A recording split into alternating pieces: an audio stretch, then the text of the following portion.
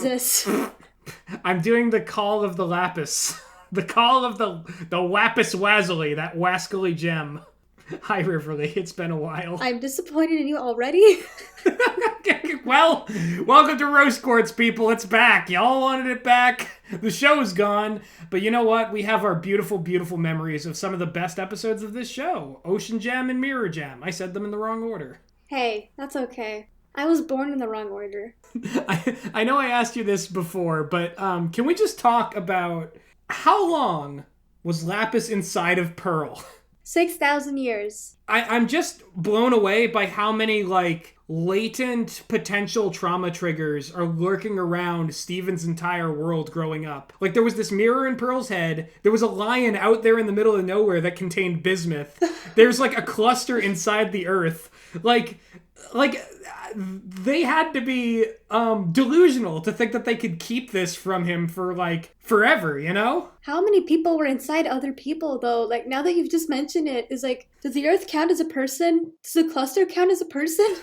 Yeah, the cluster was just sitting there. Okay, real talk, though, if they hadn't discovered Lapis now, and she didn't set into motion the entirety of, the series storyline, the cluster would have just come out and destroyed the planet. Yeah. At some point. The diamonds would have won. That's it. The end. That's really scary, isn't it? That's really scary. Pearl being thirsty as fuck and having Lapis inside her that entire time. She didn't even notice. Pearl's like, oh, is Lapis inside me? I didn't notice. I was too busy thinking about Roast Quartz. Wow, this person was fucking me. I was thinking of somebody else. Now, come on. They weren't fused. They weren't fused together. I feel like there is a Pearl giving Lapis head joke somewhere in there. But it's buried with all the spears and all the spoilers and all the pale white rose stuff deep inside of the psyche of Pearl. Yeah, all the repressed memories and trauma. Jesus. And, somewhere deep down, Uncle Grandpa, I'm sure, just lives there now. Oh, God, no. People forgot that Uncle Grandpa appeared in Steven Universe. They don't exist. That episode never happened. It's true, it wasn't canon. Not only was it canon, but the whole, our ship is sinking with Lars and Sadie. That... I'm sorry, I thought that moment was so funny. I thought the whole episode was funny. No, for real. People, really disliked Uncle Grandpa at the time, and I guess that's because it was Uncle Grandpa. But that episode of Steven Universe is pretty funny. It's the best in the series. No cap. Fight me. Honestly, if Uncle Grandpa had shown up to, talk to Spinel, actually, no. I think that Uncle Grandpa would have been murdered by Spinel when she was, sad and murderous. He wouldn't have lived. God, speaking of, triggers ready to go off, Spinel, if, any news had reached that, island in space, and Spinel came to Earth, now, and at this point in the storyline, Steven would just be like, what? And he'd be dead. The entire Earth would be... There are so many threats that if they faced in just the wrong order, it would just end in total destruction of the planet Earth. It's like a D&D campaign, but the entire, honestly, when you think about it, the crystal gems fail pretty much almost every mission in season 4 or 3, I think. These people are playing D&D dangerously. The DM is just throwing all this shit at them nicely. I think the one thing they get away with is, getting Greg out of the human zoo, but other than that, they just get curb stomped, constantly. It's a very fun time.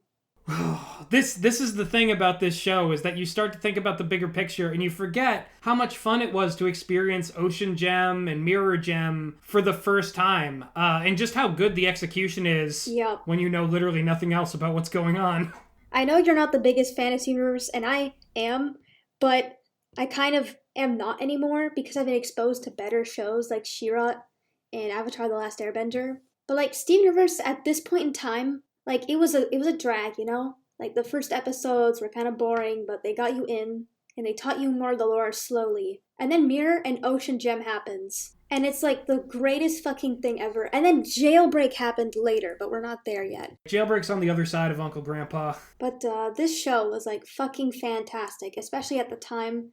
And I think even now, you watch these episodes, they age beautifully. Even if I know what's going to happen, even if it's not my first rewatch, I still feel the emotions I felt. Not only that, but now with nostalgia. Like this show was a little baby. Now it's a teenage boy screaming in angst. Oh my god, yeah, and it's still that teenage boy. Like, he's still screaming in angst just off in the world somewhere.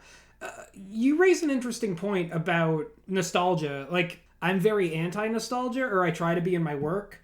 I think it's a phenomenon that everybody experiences, but with me, the fact that those early episodes are good or that they have these emotional attachments and then it like slowly goes downhill kind of makes me feel like, yes, I am a Steven Universe fan like you, but I'm a Steven Universe fan in reverse. Like, the end of Steven Universe is the least I like it, and then going back in time, I tend to like it more. Although I will say that the movie is in a category of its own. I like that one the best. Well, to be fair, I also don't like the ending. Like I thought that Change Your Mind, I liked it, but it was rushed, and I could point out the flaws till the end of time. But I think if I had was coming in new and I binged it and then I watched Change Your Mind and then the movie, then the ending, all in one sitting, I'd be like, yeah, this is a shitty show. But because I like these characters and I've grown to know them and I've waited like every hiatus I was waiting, obviously I'm gonna like the show regardless of what it gives me. Like they could have Pearl shitting in a toilet and I'd like it. I'd be disappointed, but I would still go to Rebecca and be like, I liked it. You did a good job. It plays tricks on your mind, this whole Steven Universe thing. I've been hearing like that, like people say that like Pink Diamond had her character arc in reverse, where we got to know Rose first, and then we got to know all the terrible things that Rose used to do and be as Pink Diamond. I think that's also how this series affected me. And to be fair, like to Rebecca Sugar, that's like legitimately good if that's what they were going for. Experiencing fun, good time where everything's wholesome and happy and into a bitter, miserable existence. Oh god, it's coming back. Oh god, we're doing Roast Quartz again. Oh no, it's all coming back, Riverly. But I like Rose Quartz. I like being here. Okay, well, that noise was very validating. so I'm gonna air my dirty laundry a little bit here. Okay. So I watched a Roundtable Steven Universe video that was recommended to me, and it was this theory about how the gems could have like these like special like overdrive forms, and like the real kind of showcase of it was that like they had like these artists do like fan art of like the gems in souped up forms. The theory doesn't hold water because of course it doesn't, or like it will never be confirmed, or I don't know, whatever. But the point I'm trying to get to is that I need to fight my critical nature on like theories sometimes. As long as it's not about like the status of the diamonds and whether they're not genocidal, I don't think the existence of theory videos does harm to the mind of the average YouTube viewer. Yeah, I agree. Though I also disagree. I already mentioned this in like the first recording, but first watching Mirror Gem, I thought for sure Lapis was Blue Diamond.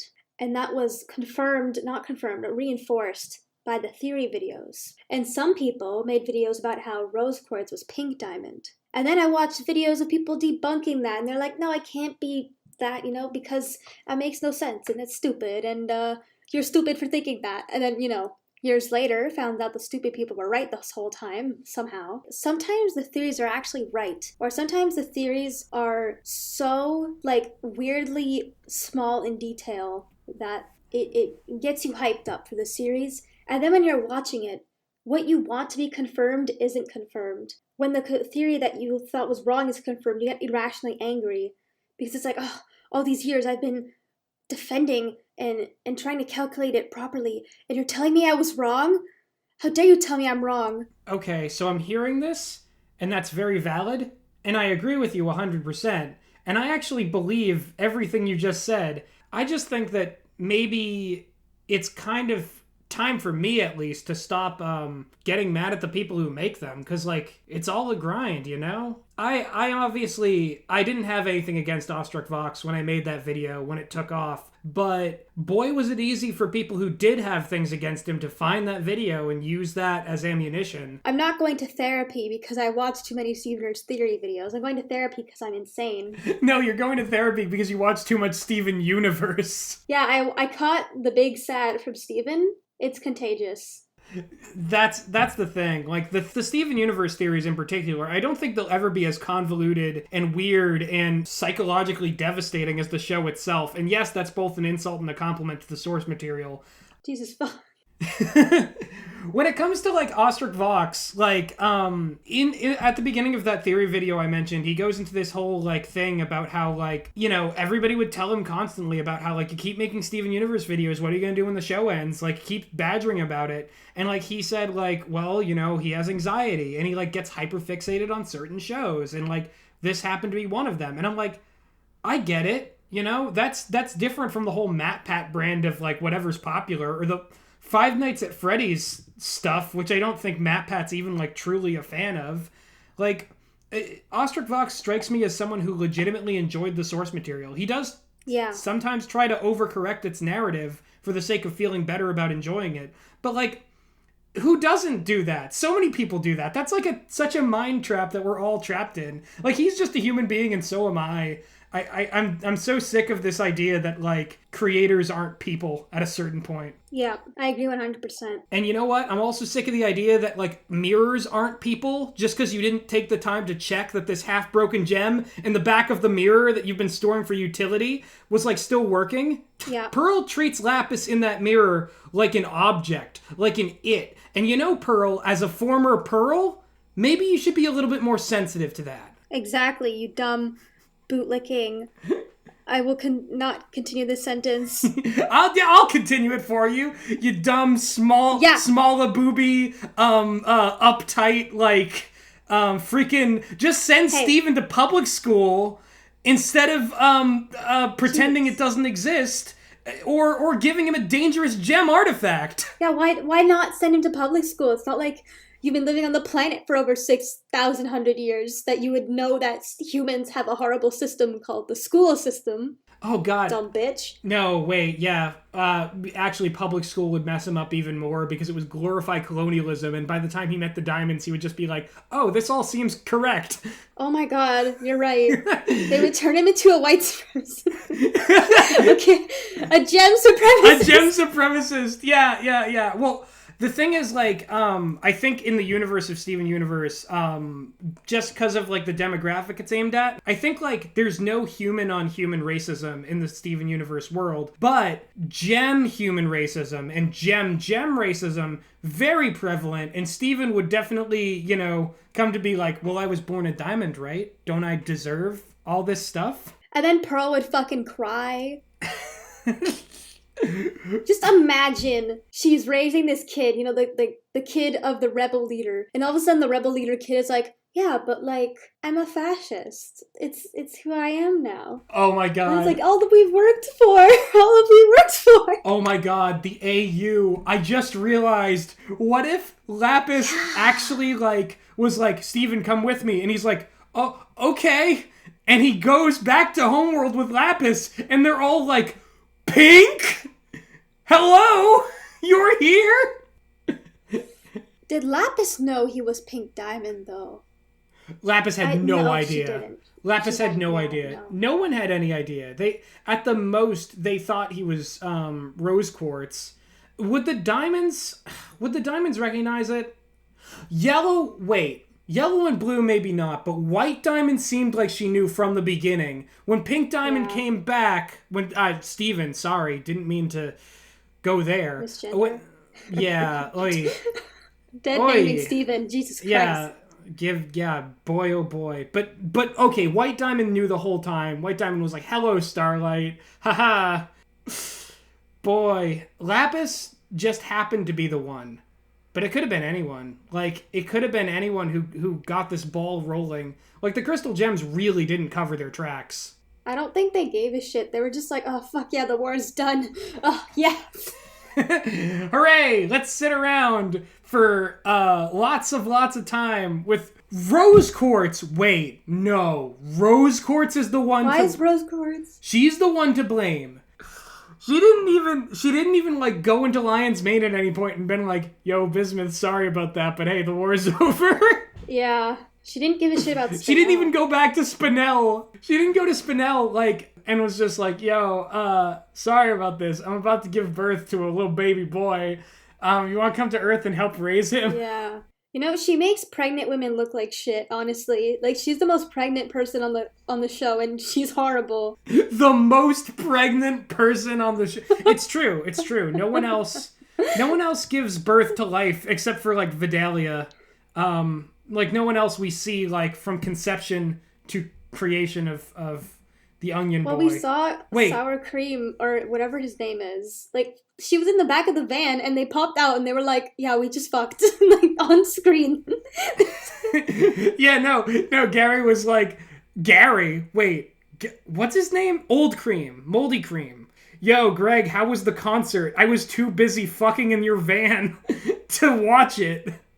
What a horrible manager. What a horrible man. She's just straight out, like, the exact manager stereotype. He's pedophilic, he cheats on you with your fans, he abandons his children, and he tries to sell you guacamole. How small do those women get, Marty? How small is okay for you, Marty? Because depending on your answer, we're gonna put you in a bubble. In a bubble? I want to get the FBI involved here. I mean, what's... Right. He owns a computer. What's on the computer, Marty? The FBI breaks down the door, and Marty's just like, you ready to guac? And he throws a can at them. Are there police officers in Beach City? For some reason, I'm imagining Mr. Smiley in a police uniform, which he's never worn before. He's just like a hot cop? Yeah. Yeah. There was an episode where Amethyst burst in, like, morphed into a police officer and shot Steven with a water pistol and was like, dumb police! Oh, very topical. I think back on like how this whole series progressed, and it really is like just like a series of bad accidents with like little things slipping out here and there, and none of it like the crystal gems intended. Like, it was all reactions to things that were going to happen eventually, but they like wished wouldn't. And Steven slowly being like, why isn't anyone doing anything? Help! I'm bearing the brunt of this all, and I'm a child soldier now. Yep. It's kind of funny, because the show's really feminist, and then all the women, quote-unquote women characters, are just fucking incompetent at everything. Well, you know, Riverly, obviously, the Gem Society, all of them had to have one cis white male born into them so that they could fix all of their problems. This is such a bad take. It is. You know that guy, ER? I think he made a video about Steven Universe. It's like, this is such a thing he would say. Oh, yeah, no, 100%. Because that dude is obsessed with, like, identity politics and outcomes. Like, he only cares about the gender of the character that does the thing. It's because he can't see individuals, because, you know, he is, Le Pepe edgy boy. People like that, and they make me ask a lot of questions, because I wasn't as far gone, but I used to be surrounded by those people, and the logic really doesn't hold up. Like, you question it for 2 seconds, and you're like, wait, why? Why do we need an ethno-state? Why? Yeah, why do we need, like... Why do we need an ethno... This is still an episode of Roast Quartz, people at home, but I just want to say, from all of us to you... Ethno-states are fucking stupid, and they don't work. The people that want them, and they point out these countries like Japan and shit like that, like, no, like, if you look at the stats, there is a predominant culture of people, but they're not an ethno-state. There's many types of people. Like, what the fuck? if you went up to an Ainu from Hokkaido and was just like, oh yeah, you're exactly the same as, like, the Yamato Japanese, they'd look at you and they'd be like, what are you talking about? Yeah. The thing is, like, I feel like when people have bad faith takes on, like, Steven Universe, and I might be no stranger to this, because I saw a recent video from somebody that was just saying, like, hey, technically the diamonds didn't kill anyone, and I was like, you know what? I couldn't know that at the time that I made my videos talking about the cluster, but technically in the internal logic, no, they didn't. So thanks for that, Rebecca. But they did, though. but then they did. But then they didn't. Then they undid it. But they did. I have proof. Oh. No, but they did. I have proof. It's not in the show, it's in the book. They killed people. So this is in the concept art. It never made it to the show. But like, once you know this information, it's very clear that they killed people, especially gems. There's a page it's in the big book of art, and it's a page where they're describing random gem objects that they'd make for fun and they might include in the show. One of them is like this it's like an air conditioning. I'm sorry. It's like an air conditioner on the floor, and it spurts out air from it, and you see like a glowing dust in it. And you walk by and you think, oh, that's so pretty, nice glowing dust air particles. But no, those are shattered gems, and that's their bodies on display as an example. So the diamonds made those on purpose to scare people into submission. Yeah, but if Yellow Diamond can find all the pieces, then she can fix it. It's dust. Have fun, Yellow. It's dust. I know. And then, we also talked in the last episode about how the Together Breakfast Scroll is a bunch of, gems smeared down into pigments. And Steven dropped that straight into the lava, so they're never coming back. Yep. The diamonds did kill people. Every time I try to give Steven Universe an inch, it reminds me how just, broken its story morality is. Not the story itself. I get it, and I like it, and I like the characters, but applying any kind of human moral framework to the gems, I think this is actually what TV Tropes refers to as blue and orange morality. I think this is the best example of it being pervasive throughout an entire series. That's the funny thing is I was kind of okay with them redeeming the diamonds, because in my head it's okay, if you redeem the diamonds, yes, they're horrible people, but it saves lives. Once the system is changed, the entire government is changed, there will be no more executions, and there'll be no more literal air conditionings full of dusty dead people. Yeah. This is for the greater good, because if you caused the war and you tried to kill the diamonds, you didn't change the system, technically. So, who knows, maybe a Morganite would get in power and would replace the diamonds and just continue like nothing happened. Oh, well, they have elections now. Electoral politics never fails us. Uh-oh. No, what I was going to say, though, is that Yellow has to put back the entire cluster. How long is that going to take? Are they even all there? And, is that just Yellow, being on Earth for months and just being yeah, I'm just going to... Here we go. And here we go. And here we go. I just want to see a movie of Yellow putting together all the gems again. I think to her, because she's immortal, right? Remember she laughed at Spinel for being on that weird garden planet for 6,000 years or something. Yeah.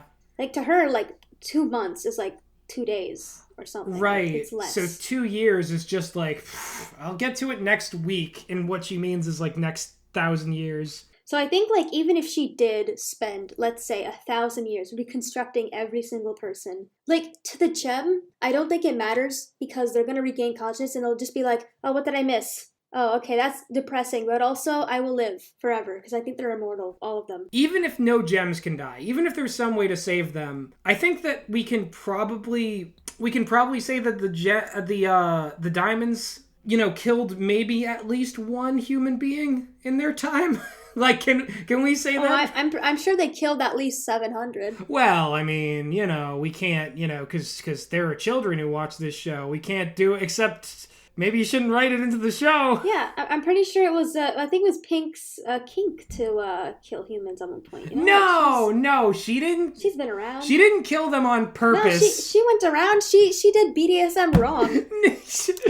You think she knows her strength level? She was on top. She fucking killed the man. Oh my god. She did it with her own bare hands. It took her so many. That's why all of her lovers were gone. That's why she had to settle for Greg. She had to test the pressure. She couldn't. She had to test the pressure, you see, because most men, they couldn't handle it. Yeah. She's I'm gonna strangle your cock, and then it's his neck. Whoa. Yeah, oh my god. All right. Since we've gone back to condemning the diamonds, Diamond Nuremberg trial when, since we've gone back to that, I want to pivot and end the episode on a nice, wholesome, interesting, like, hypothetical note. Wait, we're gonna end it? We haven't even spoke about Lapis yet. Did we not even talk about Lapis? Oh my god.